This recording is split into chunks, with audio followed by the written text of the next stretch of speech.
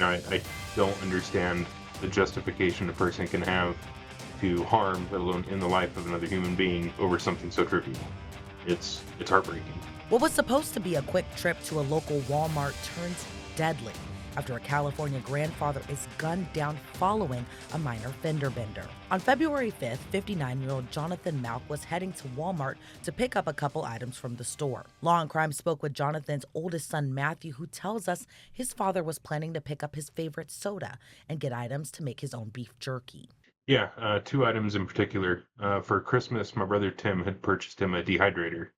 My dad liked the idea of making his own beef jerky. He'd gone out that night to get curing salt and Pepsi, his favorite soda to drink, and that's why he was there that night. But tragically, he never made it home that night. According to police, Jonathan Mauk was backing up his car when he accidentally hit the vehicle of 37-year-old Shantice Norton, who was backing out of another spot. Witnesses told police Norton was upset, and shortly after, she retrieved a gun and forever changed the lives of Jonathan Mauk's family. The stories I've heard is a vehicle was backing out of a spot and collided with my dad's car. I don't have the details on exactly which car was where, who was backing up, who was going forward, or even who was at fault. The stories I've heard is my dad felt responsible. So he stopped his car, he got out, and began apologizing. At that point, the person in the other vehicle raised a firearm and fired one shot and shot my dad in the face. Officials say after firing off the single round, she got back in her car and drove off, leaving Jonathan dead at the scene. Authorities say by all accounts, the damage left to Norton's vehicle was minor, leaving many, including Jonathan's family, wondering how something so senseless could have happened. It's been very rough. I've watched people that I've known my whole life that are very strong people, distant family. My younger brothers really fall apart. They're having a hard time moving forward. The idea of returning to work for some of my family is very difficult. My dad, they still live with him. So for him to not be there when they get up in the morning to go to work or when they return home, they're really struggling. Even now, it's been 2.5 weeks. It's still disbelief. My dad still shows up as a my favorite contact on my phone. It's there are parts of my life it hasn't set in yet, but he's gone. So it's still disbelief in so many ways. Norton was arrested within a day of the shooting. According to the LA Times, police executed a search warrant on her apartment and found an unregistered 9mm firearm. And authorities confirmed that same firearm was the one used in the fatal shooting. Over the last couple of weeks and the different conversations I've had with friends, with family, I always say I just kind of bounce back and forth between extreme sadness and anger. I don't understand the justification a person can have to harm, let alone in the life of another human being, over something so trivial. It's heartbreaking. Matthew says his father leaves behind a legacy that cannot be described. He tells me he and his family have long been members of the San Bernardino community for most of his life.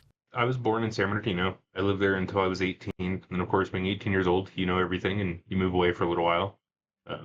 I came back at 19. I lived in his home until I was in my early 20s. I moved to Ranch Cucamonga, about 30 minutes away. I currently reside in the high desert, about 40 minutes from his house. But every weekend, oftentimes after work, sometimes I get off work, go by, pick my dad up, take him to dinner. Just we've always been close like that. All of us have. We've had a tradition in my family since I was a kid. We always end a phone call with "I love you," and the sentiment was, "You never know if it's the last time." He adds his father lived a life of sacrifice, not just for his family, but anyone who needed a helping hand. And one of his favorite pastimes was working on cars, a common love that both Matthew and Jonathan shared. So my dad was a very selfless guy. He sacrificed and would sacrifice anything for his family, for his friends. He's the kind of person that you get a call late at night that somebody was in trouble, stranded, broke down. He's the first person that would be there.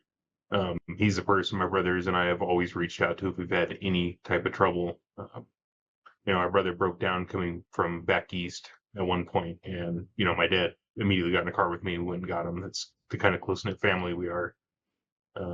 He enjoyed cars, was always a big passion of his. That's carried on through all of us.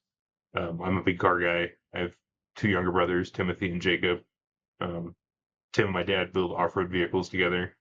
And then my youngest brother, who's only 20, him and my dad were restoring a 1992 Miata that my brother had bought. But one of his best roles that he took on was that of a doting grandfather. He always joked that he didn't like the title because it made him feel old, but you could tell that it was just a joke.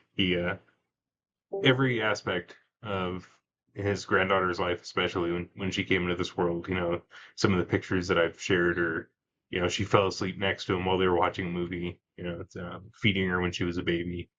He was ecstatic to have a granddaughter and to see the family lineage continue. Matthew explained that since his father's tragic passing, he's received nothing but an outpouring of support from those who knew his father, sharing incredible stories about how his father would always offer help to anyone in need. The things that stand out the most were stories I heard, especially the first week or two after the incident. I spent a lot of time at his house with my brothers, and I would have people come by, stop, people I've never met, never heard of, would come up and say, hey, I knew your dad because this one time I was broken down and he was there. Or, I saw he was working on a car. I came by, asked for advice. He came over and fixed my car.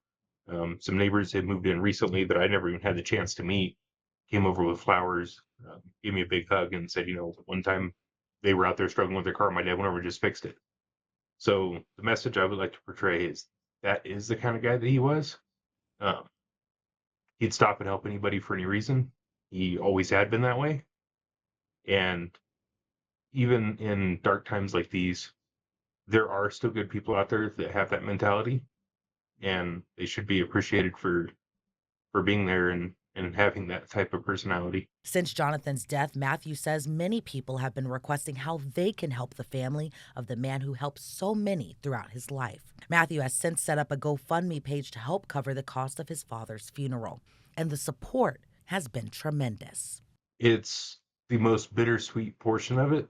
Obviously, the loss of my dad and the manner that I lost him has been very difficult in the light of a random person ended his life over something so stupid. It's hard to want to go out into public and feel safe, feel secure, feel comfortable.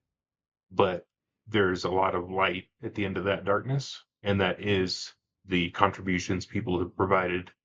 I've received emails from people on the East Coast, Texas, Florida, Georgia, all over the country. I've even heard some stories that these news interviews I've done have been broadcast in other countries now.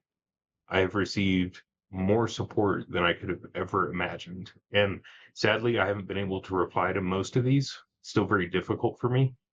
But I like to take opportunities like this to know that every single message I've gotten, it doesn't matter how short, sweet, simple it was, it's appreciated beyond words. Since Jonathan's death, many questions have been left unanswered.